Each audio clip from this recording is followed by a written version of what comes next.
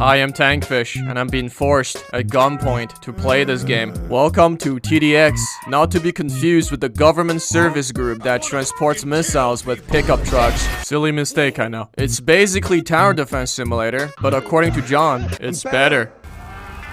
Oh. Yeah. As for the lore, nobody knows, but I have a theory. Tower Defense X is actually the sequel of Balloon Tower Defense. The year is 2025. The Brotherhood of NAD, a terrorist group, nuked South America and eliminated all supplies of banana. This starved all the monkeys to death, and now, to avenge the monkeys, the GDA, led by Roblox John and Jordan Peterson, is fighting against zombies made by the Brotherhood. But hey, that's just a theory. An LSD overdose theory. Just like any tower defense game, the gameplay consists of placing down defenses, enemies spawning, watching your defenses kill enemies, neuron activated, dopamine released. Your goal is simple: keep the others out of wherever they're trying to reach. It could be a top secret facility or an ice cream truck for all I could care, but it doesn't matter, because once they reach it, something bad happens. As the game progresses and you get into later waves, the enemies will become stronger, faster, and annoyinger. To counter that, you can divert all the tax money into military spending instead of healthcare or some shit, and upgrade your defenses. Beware though, because during the last few waves, shit goes from 0 to 100 real f***ing quick. It goes from 2.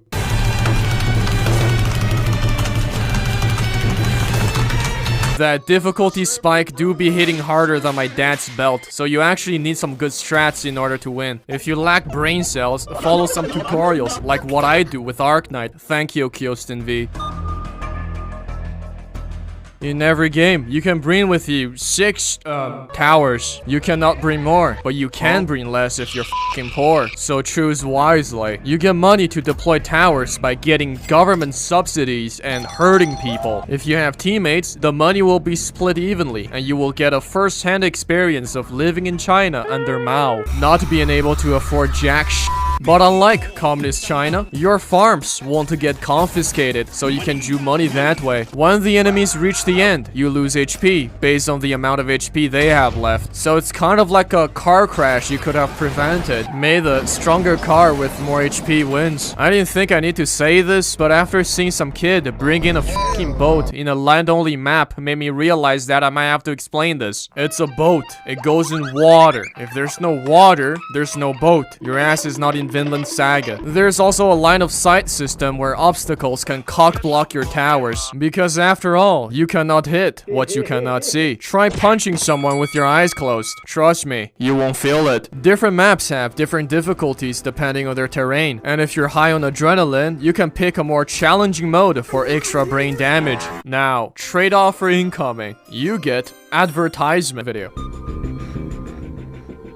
There is a vast variety of enemies in this game to hit the diversity quota. You got zombies, bigger zombies, zombies with armors, zombies who think they're John Cena, zombies with common sense who realize that yes, they should probably run, zombies who play League of Legends, zombies that spawn more zombies, zombies that give your towers concussion, and much more, because I'm tired of saying the word zombie. The devs eventually ran out of brain cells and started combining zombies' traits and abilities. Why be special when you can be double special? Trust me, eventually there's gonna be a fat ass zombie who's also gonna have armor, but is somehow fast as f. Make him invisible too. You know what? Give him a taser gun while you're at it. This guy is on the whole spectrum. Apart from the regular grunts, there's also...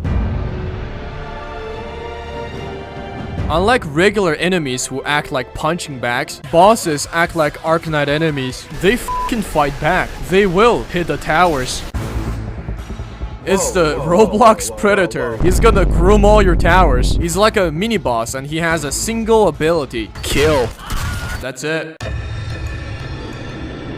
SCP-049 looking ass, the war criminal, convicted in both Leipzig and Nuremberg for the extended usage of gas. Different color of gas have different effect on your towers. Red lowers damage, green and black lower fire rates, and blue reduces range. He's probably the kind of guy who makes a lot of homophobic jokes, but is secretly into man ass because for someone dressed in all black, his abilities are sure pretty colorful. He can also heal by doing a gamer rage and summon murders to stun your towers. This guy is definitely trying to compensate for something. For abilities, he's got a Sword Slam, it kills people. Rocket Burst, it kills people. And Flamethrower, it kills people. And makes him medium rare. He's honestly just a big stat stick. Unga bunga until the ops are bunga gonga. Simple, yet effective. He's basically the Plague Doctor, but on steroids. Some of his attacks now deal damage to your towers because this ain't easy mode no more. Oh yeah, he's compensating for something for sure. Man really went. I need more bullets! I need more bullets! Bigger weapons! Thanks for the protein, sir! Hasta la vista, baby! If he was a stat stick, he is now a bigger stat stick made out of guns. And he's gonna break your jugular and steal your wallet. As for which tower the bosses prioritize to unalive, the north. Some abilities target the most expensive, some target the area with the most towers, some are RNGs, and I'm too lazy to find out which does what. I'll leave that to the wiki nerds. Thank you for your contribution. That means, sadly, no. You can't bait every attack from the boss with cheap towers like what you do with gravel from Arknight. However, you can spam them around to lessen the chance for your more valuable towers to get hit. So, perhaps you're safe, John. Perhaps you're not. Who knows? This game currently has 15 towers and each of them has 2 upgrade paths. Once you get 3 upgrade in one path, further upgrade for the other path will be locked. Instead of simply telling you what they do, I'm gonna make a tier list so all my fellow meta slaves can live happily ever after. Ranger, basic unit for early game that goes pew pew. Top path gives him stealth detection while bottom path allows him to yeet grenades. Grenade! Throw it back, Private! Operator is honestly just better. D tier. Operator. Solid early game unit if you don't have laser gunners. It's strong enough so that a few can handle pretty much everything early waves can throw at you. And it's got early detection so you won't get butt f***ed by the first stealth wave. I'm legally blind. Bottom path allows him to call in a 1995 Toyota Hilux with heavy machine gun mounted. If you're very in touch with your inner Taliban, you can spam the shit out of it for some happy car accident and... B tier. Shotgunner. Dog range mid damage. D tier. David Bazooka. It has great damage, AoE, armor pierce, and stealth detection on both paths. Very cracked. Top path gives it giga range and a very high damage on primary target, while bottom path sacrifices range and your wallet for DPS. Personally, I'm a top path enjoyer. I like to spam 4-2 missile troopers and just enjoy the firework. Hello, Biden. It's Zelensky. We need 5 billion rockets to bomb Donetsk children. Slava Ukraine!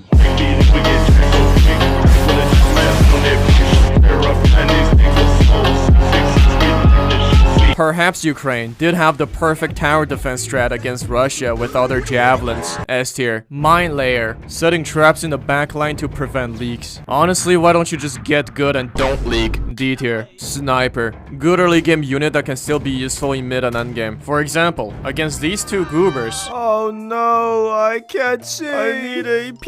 Explosion don't work. Top path makes them absolutely cracked. They get AP bullets and can do Phantom Forces collat. Here we have a pro COD player. He doesn't shower. As for bottom path, it gives him artillery range. Overall solid unit. A tier. Cryo Blaster. Freezes enemies. You can choose between AoE, Bing Chilling, or fast single target, Mr. Freeze. C tier, because it doesn't have detection and the freeze is honestly kind of mid. However, if you're feeling Canadian, you can cheese bosses with it. Because if you somehow manage to freeze it, you win. There's nothing he can do. Still C tier though, because you can also just kill it. EDJ. It's a woman, but unlike most women, she makes your life easier. It's currently the most cost-effective tower. If you don't have it, you lose. Her top path increases your tower's DPS and her bottom path makes them cheaper. It's like blasting funk music on a battlefield. Why hasn't anyone tried that yet? S tier. John, the main character, the monkey himself, out of his whole arsenal, decides to bring this. Bottom path is kinda ass. Top path is overpriced. Like your 0-2 figure 8! His monkey brain doesn't allow him to detect stealth enemies, but despite all that, in higher difficulty modes, you're probably gonna need the monkey rage ability that increases the damage of all nearby towers by 50%. For that alone, A tier, S tier, and being held at gunpoint help. Juggernaut, he's a simple man, he has big gun, S tier. Artillery, give the zombies World War I PTSD. Top path is okay. Bottom path, however, where do I begin? Range? Yes. Damage? Yes. Blast radius? Yes. Cost? Too much. I would have given it an A tier if I wasn't a lazy piece of shit. Since you need to manually choose where it targets. B tier. Laser gunner. Top path is basically the sniper top path, but instead of a sniper rifle, you get a laser minigun. In terms of cost effectiveness, sniper is slightly better, but since laser gunners have so much more drip, I gotta give him the dub. Bottom path is just meta. It's a stat stick. Very high DPS with armor pierce and detection. S tier. Farm. There are two types of farm users. There's the one who ends up making fat profits and carrying the team by simply having more shit. Behold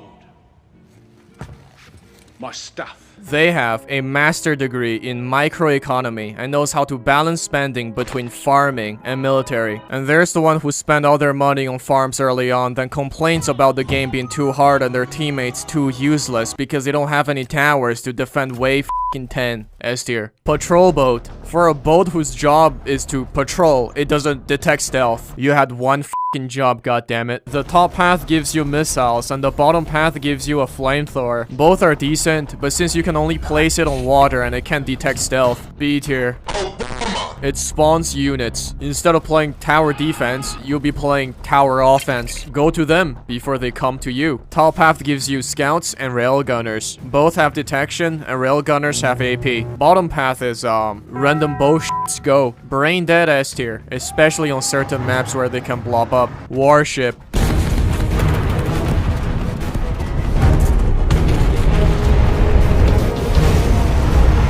EX tier. And that's it. If you disagree with this list, feel free to comment. I won't look at them, but it's really good for the algorithm.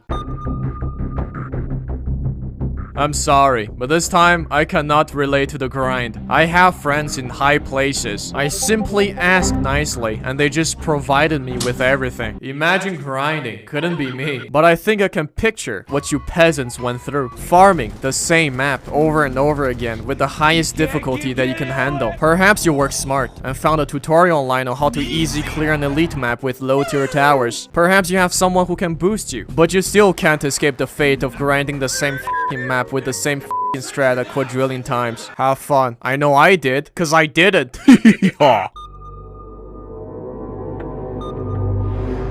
I mean, it's a tower defense game. Worst case scenario, if you really lack the brain cells, you can just go watch some guides and follow the steps for easy clear. Sadly, I don't think Houston V makes contents on TDX, so you're gonna have to find someone else. Remember, the only thing that can truly challenge you is yourself. Be the masochist you always wanted to be. Play with only rangers, and I assure you, this game is gonna be hard. I guess you can flex on noobs with your big juicy towers in public lobby, but the noobs are gonna suck ass and you're gonna lose at wave 15. Then you're gonna look like an idiot because you thought you could carry them, but you couldn't because you overestimated your ability. Based on a true story. The game just came out and a lot more contents will be added in the future. I know for sure there's gonna be an endless mode where you can get a first-hand experience of what it feels to be a German commander in 1944 on the Eastern Front. And that's it for this video. Subscribe, like, and comment, or I will deploy you as bait.